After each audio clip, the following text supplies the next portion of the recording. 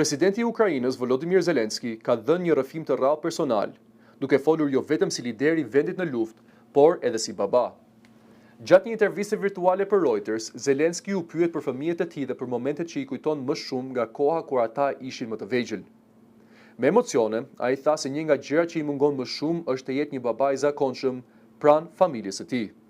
Zelensky, i cili ka 2 fëmijë, Oleksandra dhe Kirilo, tha se dashuria për ta mbetet një nga forcat që e mbajnë përpara në periudhën më të vështirë të jetës së tij.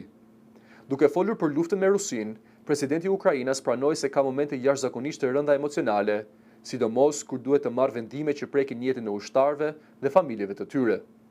Ai tha se shpesh përlotet kur jep urdhra prindërve që kanë humbur fëmijët e tyre në front. Sipas Zelenskit, ai nuk e sheh veten si hero, por si burim frymëzimi sheh fëmijët e tij, ushtrinë ukrainase dhe popullin e Ukrainës. Deklaratat e tij vinë në një kohë kur lufta vazhdon të mbetet një nga krizat më të mëdha ndërkombëtare, ndërsa përpjekjet diplomatike për një zgjidhje vazhdojnë. Përtej rolit të tij politik, rrëfimi tregoi një anë më personale të liderit Ukrainas, një baba që përballet çdo ditë me peshën e vendimeve të luftës dhe pasojat e tyre njerëzore.